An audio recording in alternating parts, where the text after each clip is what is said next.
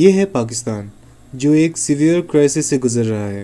Eight current Pakistan के forex reserves में सिर्फ $4.6 बिलियन ही बचे हैं। इतने में पाकिस्तान सिर्फ 3 वीक्स के ही नीड्स को पूरा कर सकता है, जो कि 20 करोड़ की आबादी वाले देश के लिए बिल्कुल भी सही नहीं है। और अभी पाकिस्तानी रुपये का इन्फ्लेशन रेट बहुत हाई है। प्लस इस सिचुएशन के चलते पाकिस्तान गवर्नमेंट को अपना बजट ड्रास्टिकली रिड्यूस करना पड़ा है, जो एक कोलैप्सिंग इकोनॉमी का साइन है। अब इस सिचुएशन को स्टेबलाइज करने के लिए गवर्नमेंट ऑफ पाकिस्तान ने अपने सारे नॉन एसेंशियल इंपोर्ट्स पे हेवी टैक्स लगा के रखा है। प्लस अब नौबत IMF से financial aid, also known as कर्ज, की आ चुकी है, 23rd टाइम वो भी। मगर इस फाइनेंशियल एड को अप्रूव करवाने के लिए IMF की कुछ शर्तें माननी होंगी, जिसमें government subsidy on food sector भी आता है, जिसकी वजह से पाकिस्तान गवर्नमेंट ने ये सब्सिडी हटा दी है। रिजल्ट भुखमरी, बिकॉज फूड इन्फ्लेशन 11% से 32% हो गया है, यानी महंगी चीज़ और भी ज़्यादा महंगी हो चुकी है। हालत अब इतनी बुरी हो चुकी है कि अब लोग बड़े प्लास्टिक के थैलों में गैस खरीदते हुए दिख रहे हैं, क्योंकि उन लोगों के पास गैस सिलेंडर खरीदने के पैसे नहीं हैं। प्लस पाकिस्तान गवर्नमेंट भी लिटरली भीख मांगने पर आ चुकी है दूसरे देशों से, और ऐसा लग रहा है कि पाकिस्तान भी श्रीलंका 2.0 बनने के कगार पर है। तो ये हुआ कैसे? आखिर इसके पीछे का रीज़न क्या है, और क्या पाकिस्तान के टुकड़े हो सकते हैं? First, the history. पाकिस्तान को इंडिपेंडेंस मिला था 1947 में, और इंडिपेंडेंस के कुछ ही महीनों बाद 1947 में ही पाकिस्तान ने फर्स्ट कश्मीर वॉर का इनिशिएशन किया था। 1948 में मोहम्मद अली जिन्ना की डेथ हो जाती है। 1962 में मिलिट्री रूल आता है अंडर जनरल आयूब खान। 1965 में पाकिस्तान एक और युद्ध पे जाता है इंडिया के साथ। 1970 में फर्स्ट टाइम इलेक्शंस होते हैं अंडर जनरल याया खान, जिसमें मुजीबुर रहमान की अवामी लीग जीत जाती है, जो कि एक बंगाली पार्टी है।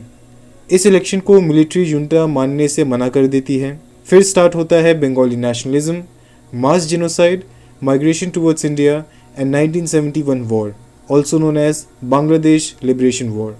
इस वॉर के ख़त्म होने के बाद पाकिस्तान की आधी आबादी और 1/3 हिस्सा चला जाता है। 1977 में पाकिस्तान फिर से मिलिट्री रूल के अंदर आ जाता है अंडर जनरल ज़ियाउल हक, और इस टाइम पे पाकिस्तान में रेडिकलिज्म और अफगानिस्तान में तालिबान का प्रोपगेशन होना शुरू हो जाता है अगेंस्ट द सोवियत इन्वेजन। 1988 में ज़ियाउल हक की प्लेन क्रैश में मौत हो जाती है, जिसके बाद पाकिस्तान में फ्रेश इलेक्शन होते हैं। 1998 में पाकिस्तान ने अपना पहला न्यूक्लियर टेस्ट किया था इंडियन न्यूक्लियर टेस्ट के रिस्पॉन्स में।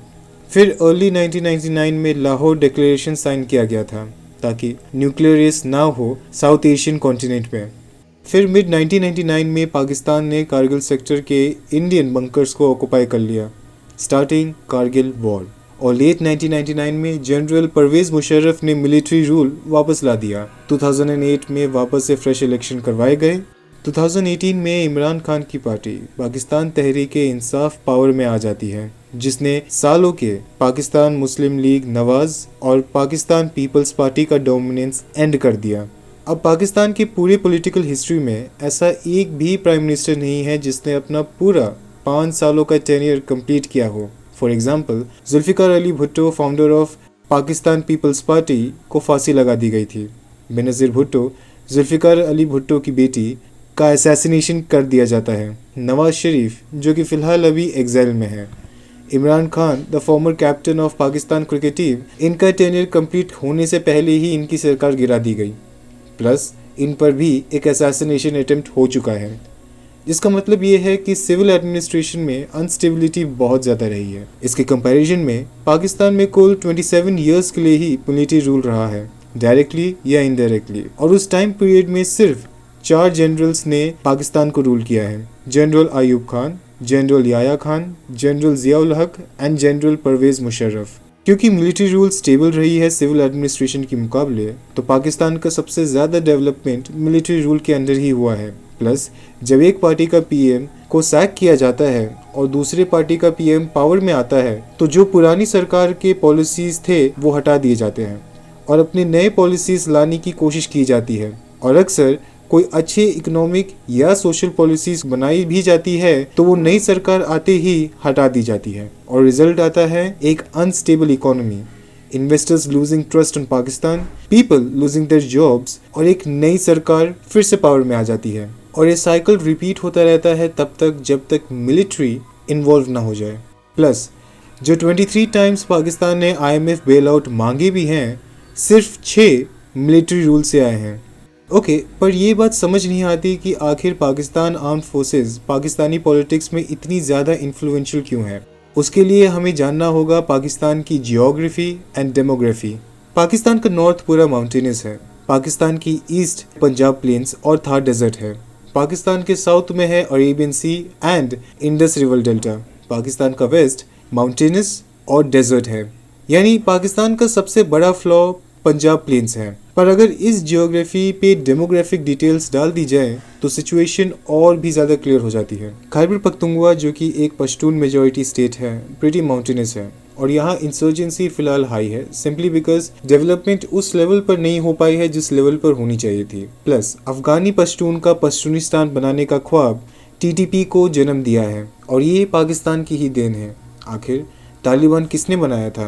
And recent attacks on Peshawar एक मैसेज सेंड करता है कि अब खैबर पख्तूनख्वा में 2009 वापस आने वाला है और पाकिस्तान तालिबान के पास इस बार अफगानिस्तान में रूलिंग तालिबानी गवर्नमेंट का पूरा सपोर्ट है। बलूचिस्तान जो बलूची और पश्तूनी आबादी को अपने अंडर रखता है, ये भी प्रीटी माउंटेनस है पर डेजर्ट भी है और पूरे पाकिस्तान का सबसे पिछड़ा प्रांत है। प्लस पाकिस्तान गवर्नमेंट का रिसोर्स लेना मगर डेवलपमेंट ना करना बलूची सेपरेटिज्म को जन्म दे दिया है। सिंध एक flat plus delta plus desert है जो एक यूनिक हिस्सा बनाता है पूरे पाकिस्तान में और ये ऐसा प्रांत है जहां सबसे ज़्यादा हिंदू आबादी रहती है। सिंध की कुल 8% आबादी हिंदू है जो कि पाकिस्तान गवर्नमेंट को बहुत ही ज़्यादा सताती है और उसके साथ ही साथ इसी राज्य में सबसे ज़्यादा मुजाहिरों की भी आबादी है, वो मुस्लिम जो इंडिया से पाकिस्तान में आए थे पार्टीशन के बाद। प्लस सिंध की सबसे बड़ी शहर कराची मेजॉरिटी पश्तून और पंजाबी है जो सिंधियों को बहुत ही ज़्यादा सताती है, जो कि एक वियर्ड मिसट्रस्ट पैदा करती है between Sindh government and the national government itself. फिर आता है पाकिस्तान ऑक्युपाइड कश्मीर जो कि डिस्प्यूट में है। प्लस सारा part of Pakistan occupied Kashmir Pakistani government से खुश नहीं है, especially Gilgit Baltistan due to lack of considerable development and the negligence given by the Pakistani government itself। और फिर है पंजाब जो अपने आप को पूरे पाकिस्तान का बाप समझता है और इस प्रांत पे दूसरे प्रांत शक करते हैं। आखिर पंजाब प्रांत की आबादी 10 करोड़ है जो कि आधी है पूरे पाकिस्तान की और जब इतने सारे डिफरेंसेस हों तो एक ऐसे स्ट्रॉन्ग इंस्टीट्यूशन की ज़रूरत पड़ती है जो पाकिस्तान को यूनाइटेड रख सके और वो पाकिस्तानी आर्म फोर्सेस ने बखूबी निभाया है। बस इसमें से सबसे बड़ा एक्सेप्शन बांग्लादेश का है। प्लस पाकिस्तान के first governor general Mohammad Ali Jinnah का सपना था पाकिस्तान को तुर्की जैसा बनाना और ये बड़ा रीज़न है कि क्यों दूसरे प्रांत पंजाबी डोमिनेंस के खतरे को सही मानकर चलते हैं और क्यों बांग्लादेश का जन्म वॉर एंड जेनोसाइड के बाद हुआ, ना कि नॉर्मल रेफरेंडम से। पर इस इंटरनल मिस्ट्रस्ट से भी ज़्यादा बड़ी प्रॉब्लम पाकिस्तान के लिए है इंडस रिवर। इंडस रिवर की बिगिनिंग होती है चाइना के तिब्बत ऑटोनोमस प्रोविंस में, प्रिसाइसली माउंट कैलाश के पास। ये नदी फिर लद्दाख से होते हुए गिलगिट बल्टिस्तान में जाती है, फिर खैबर पख्तूनख्वा, फिर पंजाब, फिर सिंध से होते हुए अरेबियन सी में एंड करती है और ये पूरे पाकिस्तान की लाइफलाइन है, जिसका मतलब पाकिस्तान एक तरीके से एक पतला देश है जो सिर्फ एक रिवर सिस्टम के पीछे चल रहा है और ये एक बड़ी वीकनेस है बिकॉज इंडस और उसके मेजर ट्रिब्यूटरीज इंडिया से होते हुए या इंडिया से ओरिजिनेट होते हुए पाकिस्तान में जाते हैं। इसका मतलब ये हुआ कि इंडिया अगर चाहे तो पाकिस्तान को वाटर डिप्राइव्ड नेशन बना सकता है, जो कि पाकिस्तान के लिए एक नो है। अब इस सिचुएशन को अवॉइड करने के लिए एक ट्रीटी है known as Indus water treaty brokered by world bank. पर क्लाइमेट चेंज ये ट्रीटी को कब तक अलाइव रखेगा ये समय ही बताएगा। इसलिए पाकिस्तान की हिस्ट्री में सबसे ज़्यादा national budget allocation Pakistani arm forces को ही मिला है। एक टाइम पर पाकिस्तानी आर्म फोर्सेस को 70% ऑफ नेशनल बजट का शेयर मिला था। इसके लिए अगर कोई इंस्टीट्यूशन जो डिसिप्लिन्ड और फंक्शनल है वो सिर्फ और सिर्फ पाकिस्तानी आर्म फोर्सेस हैं और आखिर इनके कंधों पे पाकिस्तान की इंटरनल सिक्योरिटी और फॉरेन सिक्योरिटी की भी जिम्मेदारी है। पर इस सिचुएशन ने एक क्लियर इम्बैलेंस क्रिएट किया है between military and civil administration. थोड़ी देर पहले हमने जाना कि कैसे पाकिस्तान के अंडर ही बहुत सारे डिविजन्स हैं और वो सारे डिविजन्स नेशनल पॉलिटिक्स पर भी दिखते हैं। इसलिए सिविल एडमिनिस्ट्रेशन अक्सर पाकिस्तान को मेसी सिचुएशन में पहुंचा देती है। उसे साफ करने के लिए मिलिट्री को पावर में आना पड़ता है, नहीं तो नेशनल पॉलिटिक्स में इंटरफेयर करना पड़ता है। इसलिए पाकिस्तान में मिलिट्री का दबदबा है, मगर इस दबदबे का एक मेजर साइड इफेक्ट है, और वो ये है कि पाकिस्तान ने अपने आर्म्ड फोर्सेस पर तो बहुत ध्यान दिया है, मगर अपने दूसरे सेक्टर्स पे कम ध्यान दिया है, एंड स्पेशली अपने एजुकेशनल एंड इकोनॉमिक सेक्टर्स पे। और इसका क्लियर एग्जांपल हम पाकिस्तान के लिटरेसी रेट ऑफ 58% से समझ सकते हैं। Result: unemployed and undereducated youth, lack of innovation and business startup, और इन जनरल पाकिस्तान इकोनॉमी का अंडर परफॉर्म करना। That means Pakistan has no stable economy, जिसकी वजह से पाकिस्तान का कोई भी नेशनल प्रोजेक्ट बनाने के लिए इंटरनेशनल फंडिंग की ज़रूरत पड़ती है। And here enters China. इस देश ने मेजर लेवल पे इन्वेस्टमेंट किया है पाकिस्तान में, जो belt and road initiative and CPEC, China Pakistan economic corridor के रूप में आता है। अब क्योंकि एक मेसी एडमिनिस्ट्रेशन का सबसे बड़ा सिम्टम मैसिव करप्शन है, वो भी नेशनल लेवल पे, इसका मतलब ये हुआ कि पाकिस्तान ने जो भी फॉरेन लोन्स लिए उनमें से मेजॉरिटी परसेंटेज को सही जगह यूज़ ही नहीं किया। रिजल्ट: फॉरेन इन्वेस्टमेंट का कोई भी प्रॉफिट ना निकलना, शॉर्ट टर्म या लॉन्ग टर्म में, और पाकिस्तान को एक गहरा डेट मिलता। प्लस क्योंकि यहाँ चाइनीज़ लोन्स इन्वॉल्व हैं, पाकिस्तान की डेट क्राइसिस और भी ख़राब हो जाती है। अब अगर इसमें क्लाइमेट चेंज को इन्वॉल्व कर दे तो ये रेसिपी है टोटल डिस्ट्रक्शन की। 2002 के पाकिस्तान फ्लड्स में ऑलमोस्ट 1/3 पाकिस्तान डूबा था, जो कि अब तक का सबसे डेडली नेचुरल कैलामिटी था पूरे पाकिस्तान की हिस्ट्री में, destruction and economically wise. So to sum up, Pakistan एक ऐसा देश है जहाँ की सिविल एडमिनिस्ट्रेशन इनकेपेबल है सही इकोनॉमिक एंड सोशल पॉलिसीज को रखने में, पाकिस्तानी आर्म्ड फोर्सेस का रेगुलर इंटरफेरेंस इन नेशनल पॉलिटिक्स, और नेशनल बजट में ज़्यादा हिस्सेदारी रखना, जिसकी वजह से पाकिस्तानी यूथ का अंडर एजुकेटेड रहना और अंडर एम्प्लॉयड भी रहना, जो कि आगे चल के इस्लामिक एक्सट्रीमिज्म को बढ़ावा देता है। प्लस पश्तूनिस्तान, बलोची सेपरेटिज्म और इंडिया का थ्रेट, उसके ऊपर से मिसमैनेजमेंट ऑफ फॉरेन फंड्स, जिसकी वजह से डेथ बढ़ता हुआ, और इसकी वजह से फॉरेन इन्वेस्टमेंट कम होना, जिसकी वजह से पाकिस्तान में ज़्यादा इम्पोर्ट होना दैन एक्सपोर्ट। कज रिमेंबर, पाकिस्तान के पास कोई डिपेंडेबल इकोनॉमी ही नहीं है, जो पाकिस्तान के फॉरेक्स रिजर्व्स को धीरे धीरे डिप्लीट कर देता है। उसके ऊपर से सारे अनस्टेबिलिटी के कारण पाकिस्तानी रुपी का हाई इन्फ्लेशन में रहना, and to top it all of climate change का पाकिस्तान के साथ फ्लड करना, ये सारी चीज़ें एक्सप्लेन करती हैं कि क्यों पाकिस्तान की हालत ऐसी हुई है। सो फिर क्या पाकिस्तान के टुकड़े हो जाएंगे? वेल, आंसर डिपेंड करता है, क्योंकि हमने अभी तक पाकिस्तान का एस पे ध्यान ही नहीं दिया है।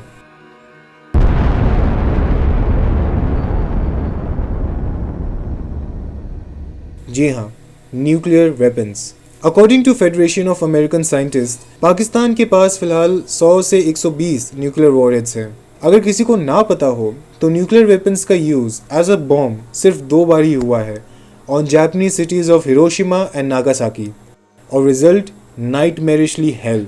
ये फोटो को ध्यान से देखिए, आपको कोई शैडो दिख रही होगी। वेल, ये किसी बुजुर्ग व्यक्ति की शैडो दिखती है, और ये एक परमानेंट शैडो है जो न्यूक्लियर एक्सप्लोजन से निकले गामा रेस की वजह से बना है। इस फोटो में जो भी बुजुर्ग व्यक्ति रहा होगा वो इंस्टेंटली वेपराइज हो गया होगा। न्यूक्लियर वेपन्स एक नॉन डिस्क्रिमिनेटरी वेपन है, ये सबको इक्वली मारता है और अपने पीछे एक अनचेंजेबल एंड अनफॉरगेटफुल एनवायरनमेंट छोड़ के जाता है। प्लस न्यूक्लियर वेपन्स का मेंटेन करना बहुत ही एक्सपेंसिव है, लेकिन पाकिस्तान न्यूक्लियर वेपन्स का राग कभी नहीं छोड़ने वाला, क्योंकि ये वेपन्स पाकिस्तान को गारंटीड प्रोटेक्शन देते हैं फॉरेन पावर से। पर यह वेपन डबल एज स्वॉर्ड की तरह है, क्योंकि कल को ये वेपन किसी भी रेडिकल ऑर्गेनाइजेशन के पास चला गया तो एक न्यूक्लियर वॉर स्टार्ट हो सकता है, जो कि कोई भी नहीं चाहेगा। इसलिए international players like United states and China Pakistan को इकोनॉमिक एड देते रहते हैं, क्योंकि इकोनॉमिक क्राइसिस सिर्फ पाकिस्तान के लिए नहीं बल्कि पूरी दुनिया के लिए भारी पड़ सकता है। पर फिर भी न्यूक्लियर वेपन्स शायद ना बचा पाए पाकिस्तान को। आखिर सोवियत यूनियन भी एक न्यूक्लियर पावर ही तो था, और आज वो देश इस दुनिया में है ही नहीं। पाकिस्तान सोवियत यूनियन से भी worst version of crisis show कर रहा है। अब समय ही बताएगा कि आखिर पाकिस्तान इस क्राइसिस से यूनाइटेड निकलेगा या फिर सेपरेटेड पीसेस में। बिकॉज रिमेंबर, किसी चीज़ को बनाने में हज़ारों साल लग जाते हैं, लेकिन उसे डिस्ट्रॉय करने में सिर्फ 1 सेकेंड।